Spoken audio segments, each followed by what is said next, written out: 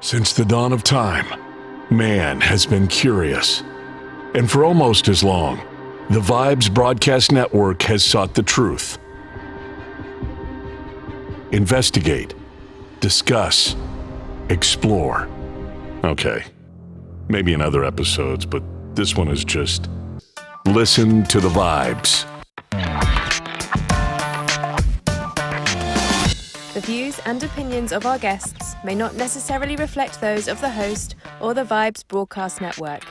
Listener discretion is advised. Welcome, everyone, to another episode of Listen to the Vibes.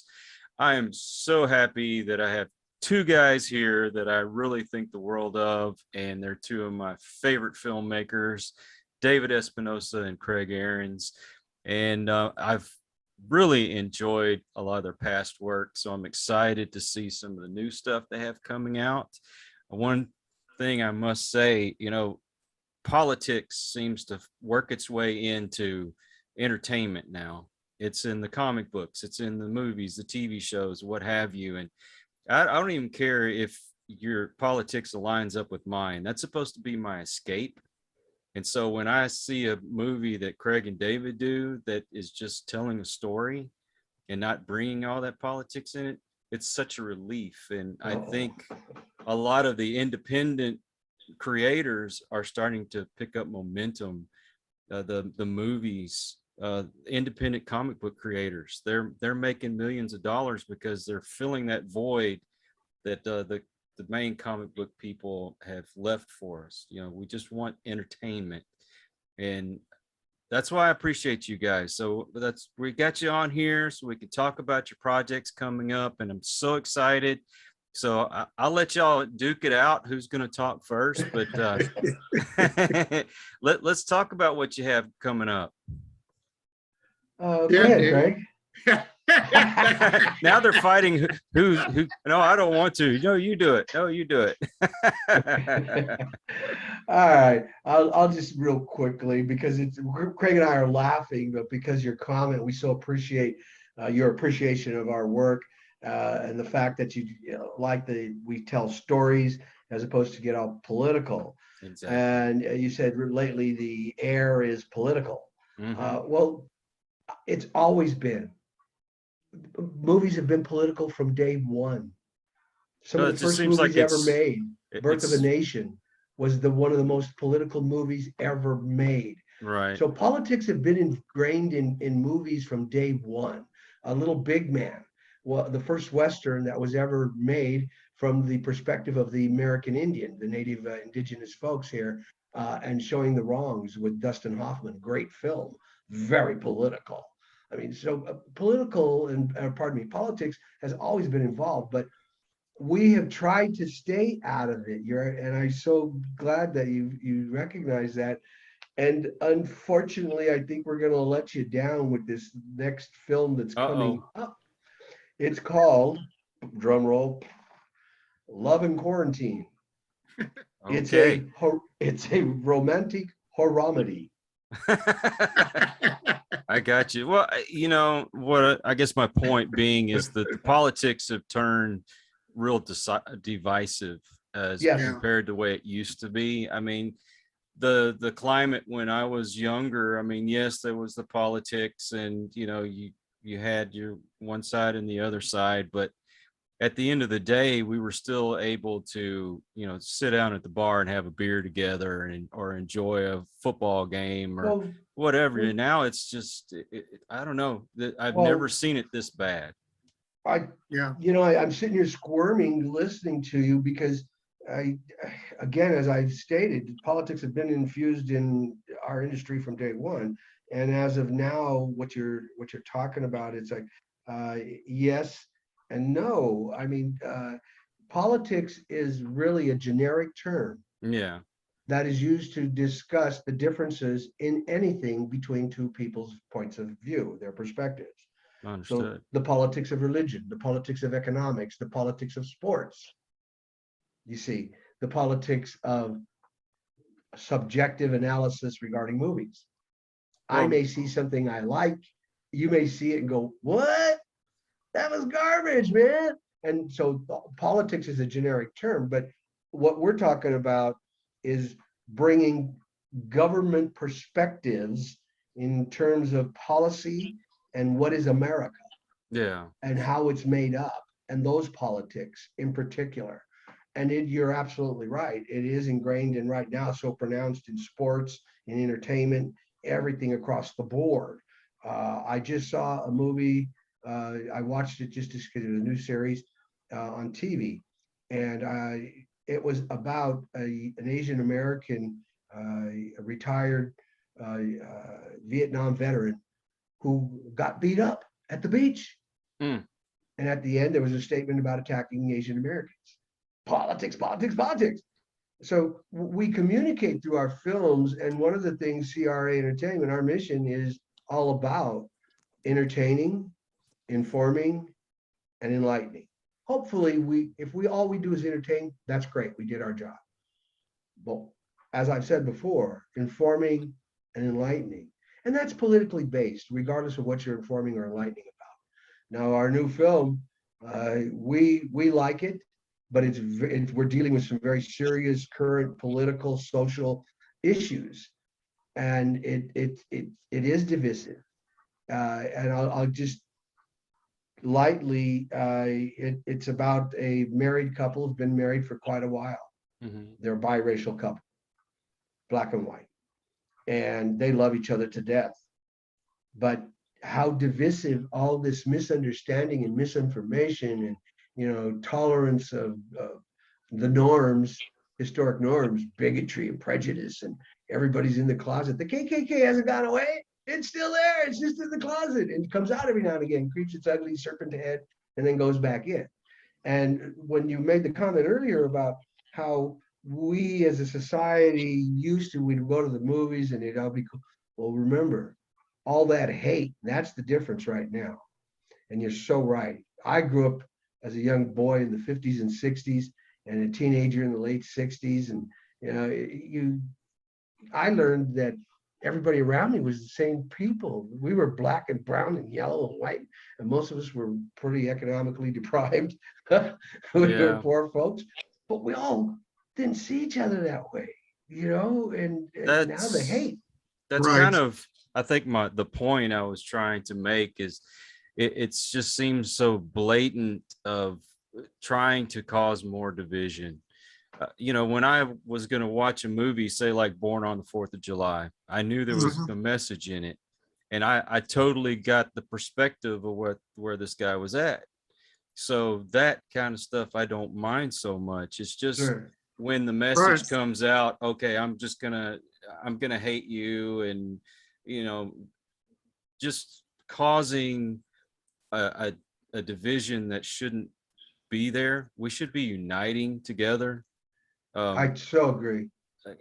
I mean, I hope that point is what I'm trying to get at. I hope that's what you understand. Yeah, and guess what? Yeah. That's the point of our new film. So, really? Well, right on. It's perfect. Yeah. Well, one thing that I bring up in a lot of my interviews when we talk about such things is, well, number one, I try to stay out of the political part of it. Right. Because I don't want people to feel uncomfortable when they come here. I want the message of, hey, you can pursue your dreams. That's why I bring guys like you on. You took a chance in life and it seems to be paying off for you. And I just want other people to see that and realize, hey, we can have differences, but at the end of the day, we shouldn't be hating each other for those differences. Amen. You think my wife and I agree on everything? Of course not. But we know how to compromise, so each of us gets a little bit of what we want, so we're both happy. It's like when you get an apple and you have two people and they want that same apple, it's better to divide it in half and just each one of you get a half of it instead of nobody gets any or just one person gets it. You know what I mean? Yeah, 44 years of marriage. I know exactly what you mean. Just had my half the apple this morning. Well, I mean, I hopefully because I've noticed with your movies, it's always been there's a story there.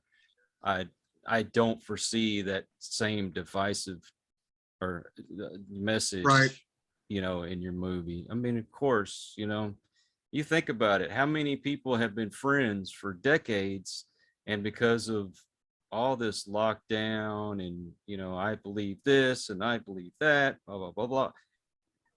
There's friendships that are thrown out the window, all because you voted for this person and your friend voted for somebody else. That shouldn't be the way it is. I tell people I'm not prejudiced. Some of my best friends are Houston Texans fans. So, I was saying the same thing to Craig about the Dodgers. Here now. Yeah, we're down 2-2 right now, so don't start talking about the Dodgers. But yeah, hey, y'all get in. Tell us more about your projects. And I'm like told you before we started, John Ozuna, who's starring in a movie of yours. I guess you could say we're friends. I'm excited to see him because I think he's taking more of a starring role instead of a background role in your movie. Was it Demon Fighter, right? Right. Didn't you talk to him about it, Craig? Yeah. And we're excited too. Like David mentioned, Love in Quarantine, we hope to have that released next month, November. And Demon Fighter, first quarter of next year. And what is good or cool about Demon Fighter, so let's say for our audience base, Kyle, that we have certainly the paranormal and horror, and with John's skills as a kung fu master, we have several really cool fight scenes, and it doesn't look like David and me snapping towels at each other. I mean, they really came off well. David worked hard in choreographing this, that one, nobody got hurt, and two, they looked authentic. I think we all appreciate as enjoying film. If the film comes across fake, we get turned off real fast. And with that film, we're at the tail end of editing, and that, again, like I said, will come out first part of next year. But anyhow, so that's where that sits. I would like to make one correction. As far as the choreography, what my input to the choreography was where it's at and where we should possibly, how we could possibly shoot it. As to the actual choreography, John and his guys put that together. And that was one of the reasons we were very attracted to John, was because he had been doing that already in other films, as you know. Matrix, the first Matrix he was involved in, Venom 1, and since then, now Matrix, the current one, he's doing that. He's also doing Venom. He plays the Scarecrow in Venom. Yes. So yeah, John's all over the place, and he's an action star. He's an upcoming actor. I think he really put up a lot in Demon Fighter. As Craig knows, we worked him hard in it. He was dedicated to the role, and I was very pleased with his performance because he's been primarily an action actor. Yes. In Demon Fighter, he took a lead role with a lot of lines, a lot of dialogue, a lot of different interactions with people, and it looks really slick. And fortunately, our cinematographer, Dan Watt, and our editor on this film, Brad Durante, are so good at what they do that the fight scenes are riveting. They are authentic. You're going, oh, that hurt. Oh. and that's what we were looking for. So I was pleased with John all the way around. And Craig's right. We're excited about the film. Yeah. Well, John holds the world record for the fastest punch. And number of punches. Yeah, exactly. Man, that guy is something. And one of the nicest guys that you'll ever want to meet. He's so personable. He doesn't let any kind of fame or anything go to his head. At least in the conversations I've had with him, he's down to earth. And a lot of people may not know this, but he works with an organization that helps fight all this sex trafficking. And that's actually was when I interviewed him, that was the whole subject of the whole interview, was talking about that's awesome. That's very cool. I just felt like people need to know the man himself, because he's just an incredible human being. And yeah, I also teased him the other day. He put up one of his headshots. I'm like, oh, such a handsome man. Well, you know, we have a script that is right now in the process of consideration for shooting. The script's pretty completed, and it does resurrect the character of Father Michael from Demon Fighter, the Ooh. one that John's starring in with us. We put his character into another one. We think, and we hope that we can create a recurring character with him.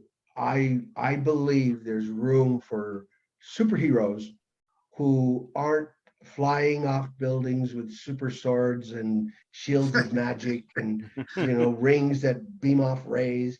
I think there's room for heroes that are real, that cry, bleed, that hurt, that are authentic. And with his skill sets, his physical skill sets, and his work as an actor, and he's working more and more at it. I worked to death on Demon Fighter. I really did, and he really put up with a lot, and he gave a lot. So, and that's where he wants to grow as an actor. I think he has the opportunity to be an upcoming major star. Oh, I can see it. He runs in that circle. People appreciate him. They know him. He's got that. He's got that smile. Yeah, he's got that personality. Got that personality. Yeah. Just got to keep him focused. So I tell actors this all the time: watch what parts you take. Mm-hmm. Yeah. Yeah. I'd say he is such a great person, and I'm not just saying that because he pays me to say it. No, I'm kidding. You too? Yeah.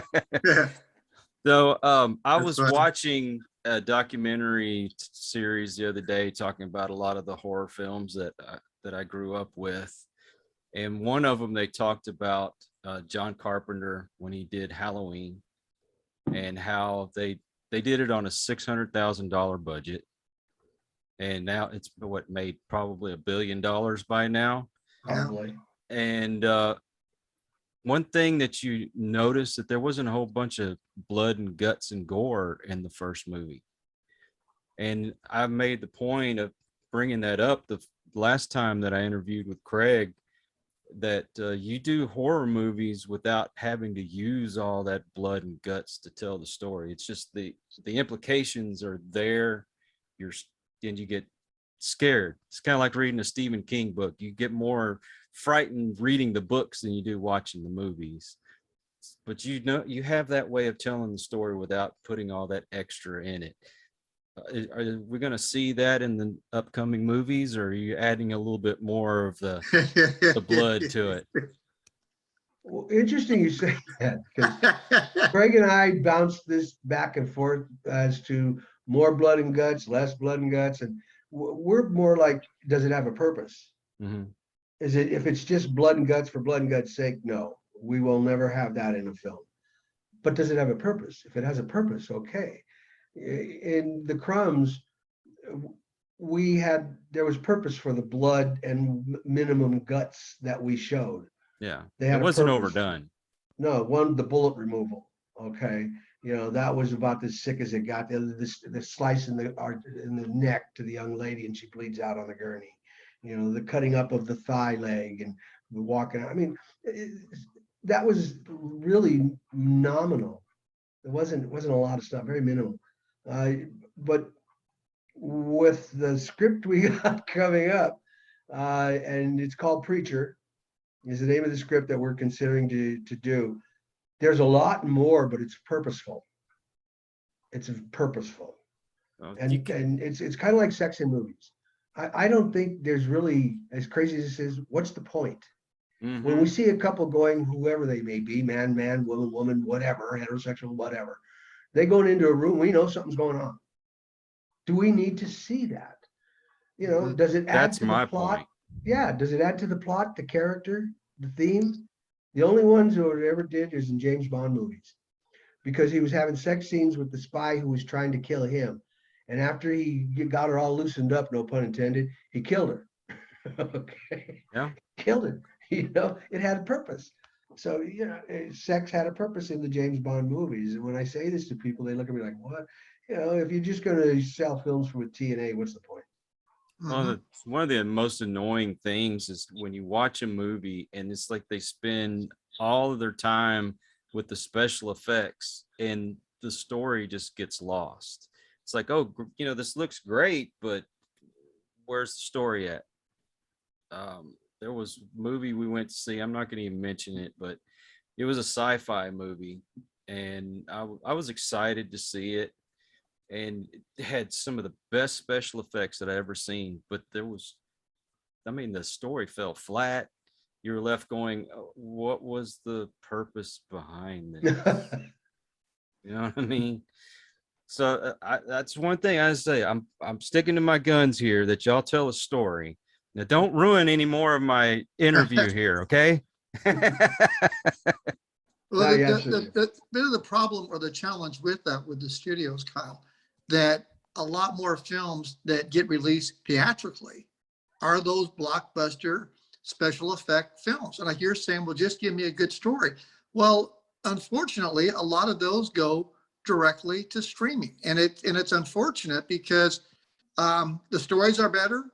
The acting generally is always better, but they oftentimes get kind of pushed to the side. Mm-hmm. Well, once again, I'm from the perspective that I'm seeing it, and the kind of people that are in my circle, we're seeing more independent people getting recognized. They're starting to pick up momentum. I think you're going to see a lot more people throwing their money towards the independent creator because they want a story. Mm-hmm. If politics was supposed to be part of the story, okay, I can understand it. But then some of it's just, there's like an agenda behind it that just drives a wedge between people. That shouldn't be what movies are about. It's supposed to be bring people together and have a good time. I mean, Right.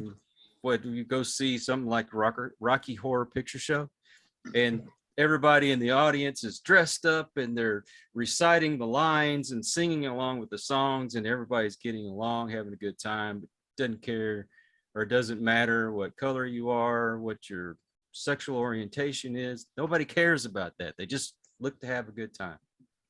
Right. Mm. Yep, I'm doing good for a guy that has a stutter, huh? Don't get me started. So, I stuttered as a kid. oh, really? Oh yeah. I did too. Bad. Me too. And if I told you how what stopped me from stuttering, you'd be like, what? My mother got tired of it one day, slapped my face, and said, "Stop stuttering." Honest Wow. No honest way. true story. I stopped stuttering. I thought you were going to tell me Mel Tillis taught you. No, I was scared of my mother. Did you know, interesting fact, kind of getting off subject and into the stuttering thing, Mel Tillis actually, he had a stuttering problem, but he had gotten over it, but he kept that as part of his routine. Ah. A lot of people didn't know that That's interesting. I didn't know that. Yeah, look it up. It's a very interesting man, to say the least. Cool. So some of the actors that have been in your other movies, are they going to be in your upcoming films? Yeah.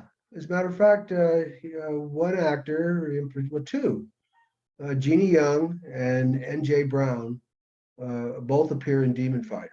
Okay. They have substantial supporting roles in Demon Fighter. They're the leads in our upcoming film to be released here in the next couple of weeks, Love and Quarantine. She plays Carolyn Marshall, and he plays Ben Marshall, Mr. and Mrs. Ben Marshall. Married 20-something years, since high school sweethearts, got hooked up in college and stuff. We're excited about it. So those two folks. Let's see who else. Probably some minor people. There's a guy who keeps appearing in films in our films. He shows up with weird spaces, as the neighbor or the guy creeping around in the bushes. He shows up in this film as well. Okay. Kind of showed up in this interview. He showed up in this Well, interview. it just shows, don't feed stray cats and don't feed old guys. I mean, they'll just keep showing up. And Robert Crowe, I think Robert's been Crowe. in every 3. film, right, David? No, Robert was in the Crumbs. He played 3 films. played the sheriff. He plays a substantial supporting role in Demon Fighter. Yeah, As Hank. and he's in Love and Quarantine. He's in Love and Oh, Quarantine. wow. He plays the judge. Robert's a very good actor, very Yes. diverse character actor, very believable. His Yeah. approach to it is just solid every time. And I'll tell you how it comes about. We had cast somebody else as the Right. judge, and the person flaked on us. So Craig and I go, well, let's ask Robert to do it. He goes, okay, Robert, we need you. He goes, what do you want me to do? Play the judge. Okay. Yeah. No two thoughts about it. Give me the part. Poop. All right, shot it. He just blew us away. It Yeah. was very good. His interview that y'all did with me, that's actually one of my more popular interviews. Robert and I think Sophia, they were my top ones. Sophia Sparks. Mm-hmm. Yeah, she's a sweetheart. Yeah, But- she's very fun to work with. Everyone that I've talked to that's worked on your movies, they're all special, and they all have a talent. I think that it needs to be exploited a little bit more, and I hope that they continue to get parts because they're really awesome. Anton Clark, I think he's probably one of my favorites that has worked on your films, and he's a good soul, and he's been through a lot, and he deserves to have some recognition and some fame. Amen. Yeah, Anton's coming along very well. He's prepping himself to audition for the upcoming film Preacher. We also have another script, Craig, thing we were working on called Second Chance. Mm-hmm. It's a comedy. Well, I don't know. It's a social satire. I always say comedy and then take it back because it's like I'm the only one laughing, right? That puts a lot of pressure on us. We don't need it. So, but I've actually pegged actors. You start to work with actors, and after a while, you're like, you're writing, and you're thinking, hey, this actor could play this part. Mm-hmm. I've And heard that's how that. and you just can't help it. And Anton has a special presence about him, not just his size, but his psychological demeanor, Yeah. how he is. I mean, he could be the gentlest, softest guy and be the biggest threat. That quick, boom. Oh yeah. So I think it's best displayed in the opening of the Crumbs when he busts out of they got him all taped up when he hears his little Victoria screaming upstairs, and he runs up those stairs like a freight train, man. We were freaking out thinking the stairs were gonna Yes. they were bowing as he was stepping on it. He ran straight up there and he grabs that guy and then he goes to her and, oh, my baby, and he picks her up so gently and carries her all the way downstairs. It was one take, by the way. The No opening kidding. of that film, The Crumbs, from the moment you see the car on the road and hear the people in the car, all the way to the moment after Anton kills that guy and brings the girl downstairs and he goes into the closet, gets the bat and runs to the back door. That was one take. And there was 5 scenes connected with multiple cameras placed all over the place. And having these camera operators, our guys, would actually, for example, Shane Moss was in the back seat of the car, handheld, shooting as they come down the road. Then they get out, he tracks them outside, he gets out with them, tracks them outside to the front of the porch. They get inside, he runs around back, comes into another area and sets himself up. I have a camera already set up here and over here getting these shots as they're coming in. It was so full of energy that at the end of the take, when Anton finally gets the bat and he had rescued the girl and all that, and he goes to the back door to go outside, the entire crew erupted into cheers. Wow. I mean, you'd have to be there to understand the energy that was happening right here and the immense amount of talent coming together all at once. Maria Olsen, Jeff Hatch, yes. I mean, Chelsea, Yurkowitz, all these people just boom, nailed that at one shot. Because I told him it was getting late. We rehearsed it. I said, folks, we have only one opportunity to do this, or we could shoot each scene individually. That'd take forever. Well, you say Anton, he has this kind of intimidating look about him, but when you talk to him, you realize he's a big teddy bear, but he's also one of those people you probably don't want to mess with too much. Absolutely. Jeff I like talking to Jeff. I liked it because he was in one of the episodes of The Office, which is like my all-time favorite TV show. And even though I really don't get to see his face, but it's still He was there. He was there. And Chelsea, what can you say about that young lady? She has such a talent. Have you heard her music? Yeah. She sings, she dances. Yes. She's all She over can the place. write a Great song. talent. Yeah. I actually talked her into singing on the interview that I did with her, and it was very moving because these were her words, her music. Wow. And Very her and close. Anton seemed to had that chemistry when they were on film together, that it was believable that he was very protective over her. At least that was my perspective of it. No, they did very well. One of the reasons they got cast, that I cast her because of that. When I first saw her, and I could see her working with Anton, and Anton has that sensitivity he can draw upon. And I knew they would work together. And when the first time they met on set, I asked them, but they had talked to each other before, because I always do that. I have the actors introduce each other to each other. But when they got on set, I could just see it. She was the type of actor who was true to self. In other words, she's not trying to convince somebody who's watching her. She's actually inside herself and feeling what she's feeling, and the sympathies, the empathy, the care, and all those concerns. And she saw Anton as this big, beautiful human being who cared for her and loved her. And Anton saw her as this precious princess who needed to be protected because she was vulnerable on so many levels. And when we worked on that, I said, look at all her problems. Look where she comes from. Look at her melodies, her physical problems. I go, that's what attracts you to her, because you know she's beautiful, and you need to keep that. He was so good. I was blown away with Anton several times. He made my eyes well up when he was professing his love to her. Even now when I think about it, I could see him, Yeah, I like Anton. Well, I'll say, to find talent that can work well together and seem to fit the roles, that's a talent in itself. And y'all did very well with it. All the movies that I've seen that you guys done, the talent works so well, and I don't think I could picture anybody else doing it. I guess they were that believable to me.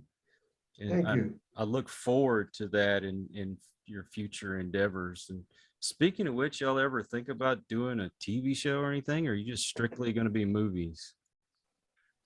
Our second chance script that we were talking about, we are looking at for that, because where it takes place and how it takes place, and with the potentials for all kinds of different interactions with a variety of different people on the social ladder, economic ladder, everything you can imagine.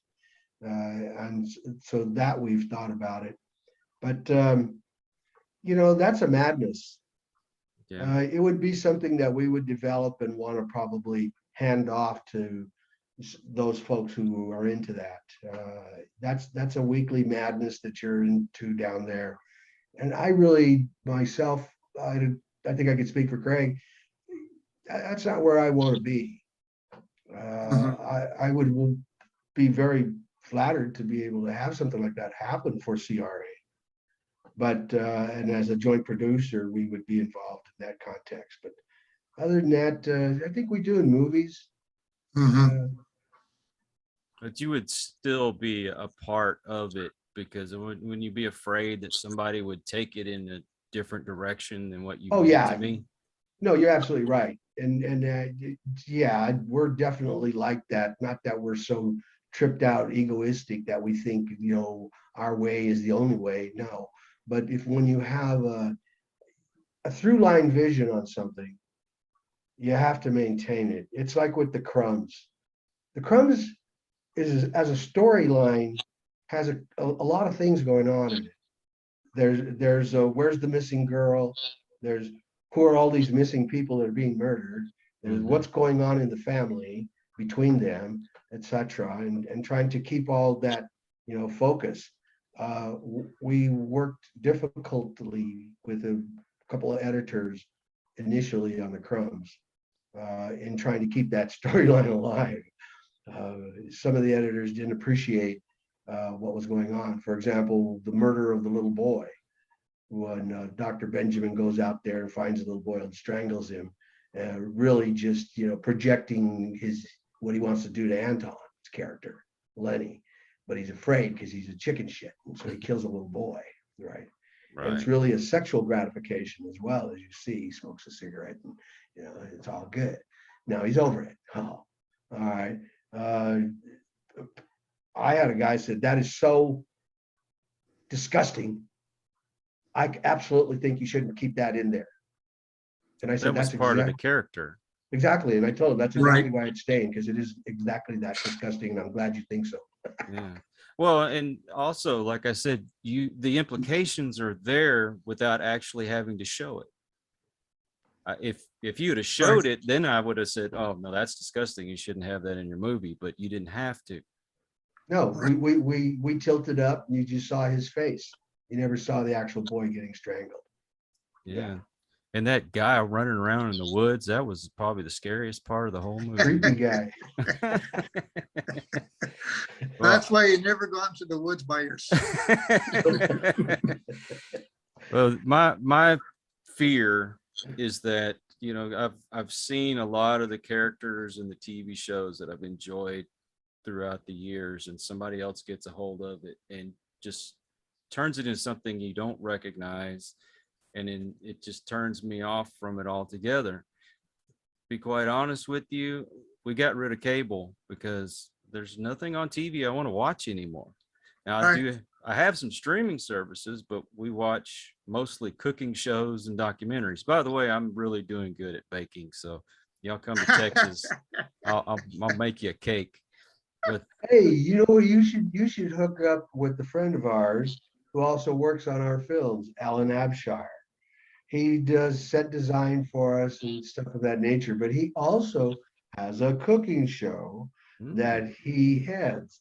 And I think it's called Them Against Us or Them Against You or something like that. And it's competing chefs. But here's the thing. As they lose, they have to drink. It's a drinking. oh, I think I saw that the other day. Okay. He's a bald-headed guy, Alan Abshire. I can't remember exactly, but I do believe I remember. I either saw the John was advertisement or on it. something. Was John that? Ozuna's been on. Oh well, then I definitely. You know what? That might be where I heard it from. Was John? I believe told me about it. Yeah. You may want to talk to Alan. I think he would appreciate knowing you. We can certainly hook you up with that information. Right. For sure. If you could talk him into coming on the show, that'd be awesome too. Because I'd love Wouldn't to talk take about any cooking. talking. All I'd tell him is, hey, get a hold of this guy, man. He wants to interview you. He'd be like, okay, what's his number? Yeah. Well, And he's got a definitely. lot of connections in the Hollywood area, by the way. He does a lot of stuff. He works on a lot of different things. He's a set designer and whatnot. He's made some pretty terrific stuff. He was involved with creating the laboratory for the Crumbs. Yeah. Him and David kidding. Foster. David Foster's a filmmaker as well, has a little company. He does some pretty marvelous things with sci-fi, computerized imaging. He's an ad hoc director, writer. He's a pretty cool guy. He's an artist, David John Foster. And those two guys, Alan Abshier and David Foster, they created the laboratory for the Crumbs. Turned an old barn into that. It was pretty cool. Wow. So if you Very want to talk true. to either of those gentlemen, let me know. I'd be more than happy to hook you up. Please send them my way. I would love to talk to them. That the set design and any kind of like editing or anything like that. Those are the kind of things that I'm really, really interested in. So, if you have an editor that you want to send this way, Oh, I I think definitely Brad. would love to I talk to think them. Brad would like speaking to him. What do you think, Craig? Absolutely, 100%. Oh, that would be wonderful. Okay, sure. Oh. And anybody. I mean, you understand the term mise en scene, right? The term mise en scene is a French term which talks about everything that's necessary within the scene to create the Okay. scene, down from the location, the decor, the costuming, the makeup, the set design, props, everything that goes on, okay, in the scene that's necessary. So it's an end all conclusion to a degree, saying if something is meeting that standard mise en scene, then it's a complete scene. It contains everything it needs. So costumers, makeup artists, especially FX makeup artists, those guys. If you want to meet any of those people, we'd be more than happy to provide you Yes. with a list of people you can contact who'd be happy to talk with you. Dan Acosta, who did the makeup for the Crumbs. I'm sure you'd like talking to him. Well, John Ozuna's daughter, she's a makeup artist down in Hollywood. And she's Oh, wow. constantly working on television shows and whatnot. That's somebody you'd probably like to talk to as well. Oh, So yeah. by all means, we'll refer some people to you. Sometimes those people behind the scenes have got even more interesting than the stories to tell than the people in front of the camera. Right. That's why I encourage people, give these folks a chance, listen to their stories. Everybody's got a story to tell. Sometimes they just need a platform to tell that story. You probably fill a book with a lot of these things guys could tell you. And another thing I wanted to bring up about your movies, from at least the people that I've talked to, it seems like everything works so well together because everybody has a hand in doing all kinds of different things other than just the acting or what have you. They're not afraid to get their hands dirty, so to speak. And so I guess that has to be appreciated when you have people that are willing to step up and say, you know what, I'm not above going and getting people a cup of coffee or, running to get a sandwich or something, or, oh, if somebody needs help, building this set or whatever. I mean, do you still kind of have that theme going with your actors? With the actors, not so much. I don't like them involved in that. With everything else, you just described Craig Ahrens. That is exactly Craig. And also Robert Crow, the Yeah. actor. That's exactly Robert Crow. On set, Shane Moss. All of, and I'll confess the truth. We're broke. We ain't got enough money to pay a bunch of people to do that stuff. We've not made one film that cost what, greater than 60 grand? Yeah. Wow. Yeah, they're all underneath that. So we don't even qualify as micro budget.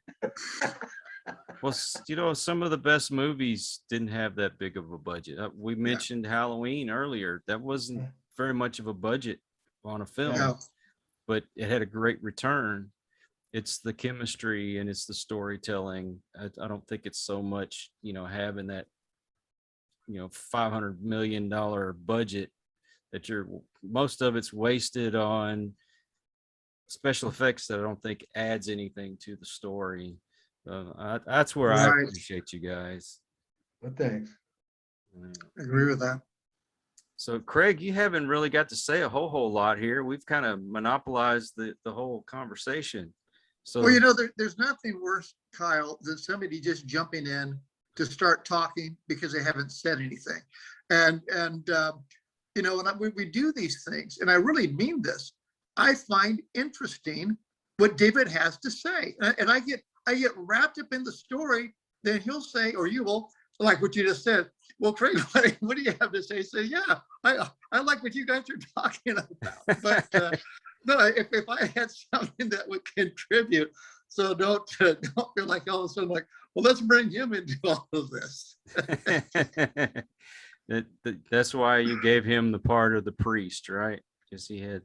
Oh, I mean, we still get high marks on that. But it's like what David said, what you guys talk about is really interesting. More on my side, like David touched on, and Robert too, is a producing, from A to Z. It's like once a parade begins, you don't stop the parade. It's like, okay, let's roll it back and keep it going. And that's like for us, you have pre-production, production, post-production. And, I'm involved every step of the way. David is too, but that is kind of my thing, if you will. If we're shooting the film, we're out of cranberry juice for a dinner scene for, red wine. No problem. I'm off to the market. So, you whatever it takes to get your film done. That's it, man. Well, keep that passion. Don't let that love go away, because once you do, I don't think that it'd work out as well. One reason why I enjoy YouTube so much, and I watch more YouTube than I do anything else, because you've got these creators that maybe just in their bedroom, but they're putting their heart and their soul into what they want to convey out to people. And it doesn't have to be a big production to be enjoyed. It's just personalities most of the time. Some people just have a way of telling stories. And when you have these Hollywood types that come in and they take stories away and they make it more of a, I don't know, like it's being cranked out of a factory, then it loses the magic to me. You don't have those movies like we used to have that were just stories. Yeah. Mm-hmm. Well, you earlier you said some things, and Alfred Hitchcock. I often get asked who are my favorite directors, and I love a lot of directors. There's a lot of very awesome directors, but he always comes up in my head simply because he did exactly what you're talking about. He focused on the story, and then how to exploit the images to best tell that story. That was his whole gig, and I always looked at that and thought, how do you create images that tell the story? Because it's not the dialogue, it's the images. And how do you piece them together so that it makes sense? And that's the challenge. Craig has a great editor's eyeball. He can see the minutia. I will see a bigger picture when I'm working, and then we'll film something and he'll tell me about some little tiny thing that I didn't see. And it's not because I'm not paying attention to that. It's because I'm not paying attention to that. I'm looking at the bigger picture. That's not my job. But he'll see those little things, color shifts, for example, in skin tone between one frame and another frame. Oh yeah, I didn't catch it. Overall, people like yourself, people who know movies, people who watch movies and appreciate them, they see those little things. People like my wife. Yeah, there'll be some movies that I'll watch and I'm like, okay, well, this was in the last whenever you get a different angle on people and you just notice some things are different. Maybe it'll be problems. Yeah, I've seen some where their shirt will be buttoned up and in the next scene it's unbuttoned and then the next one it's buttoned back up again. And one of my favorite movies of all time is Star Wars. And I love to sit there and point out the little mistakes that are in it, but I wouldn't have it any other way. I love them. Well, Godfather. Believe it or not, there's all kinds of little discrepancies in that. Forrest Gump. the little discrepancies in continuity in that. And it's in all kinds of movies. You know, the question is, are they so annoying or so overwhelming that they take away from the overall story itself? Or is the story so good that you don't give a damn about that? Right. You know, and that hopefully is the goal. The story's so good. Because we've had those issues, believe me. We've had to work some magic. And that's why we love our editors, Brad and Cedric, because we go, Brad, did you see that? He goes, yeah, I saw that. I go, okay. He goes, well, let me get back to you. And he'll cut around it. Yeah. You see it. Or The sometimes beauty of magic. sometimes those mistakes that show up in the movies end up making the scene. It just, for some reason, it was a good accident. You have to Right. appreciate it. But when you've got a scrutinizing eye like you do, Craig, I mean, that's can come in handy, because you can lose an audience if you're not paying attention. So You know, some I'm tempted to people, share with you, but and Craig knows what scene I'm tempted to share with him in the Crumbs. There's a scene where Benjamin and our good Lenny are having lunch, and Yeah. Lenny had prepared a steak for the good doctor just the way he likes it. And if you really watch that scene, there's the disappearing meat on the fork.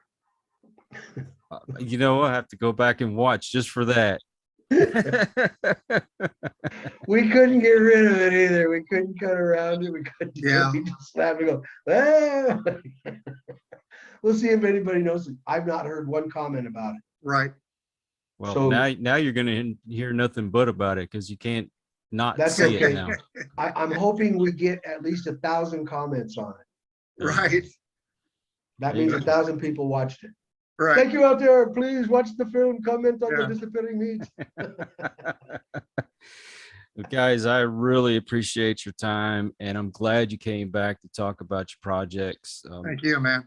When Thank you so they much. when they do come out, or when they're about to come out, let me know so we can kind of help promote it. Beautiful. If you have some trailers that you can send me and I could share, I'd really appreciate that as well. And thank you all for always being there when I want to talk. You've never Thanks for never asking. once Well, thank you. you've never once ignored me. I have to say that. You guys are always willing to stop and talk, even if it's just to shoot the breeze. Just as we're driving by. Last time I shot the breeze, shot back. I was like, what the hell was that? Oh man, I could say something, but I'm not. Right on, man. But the best of luck to you guys. Break a leg, as they say. Thanks, Kyle. I Thank want to you. see y'all succeed, because I appreciate the storytelling, and I know the budgets are going to get bigger for y'all, because you got some great stuff out there, and I think more and more people should at least give it a try. And tell me what you think. If you've seen the movies, let us know in the comment section. If you're going to rush and go see it after we get off here, well, then let me know that as well. You got The Evil down the street, The Crumbs, in your upcoming project. Oh, they're going to be on Amazon? I'm sure they will be. Yes. Okay. Love and Quarantine and Demon Fighter.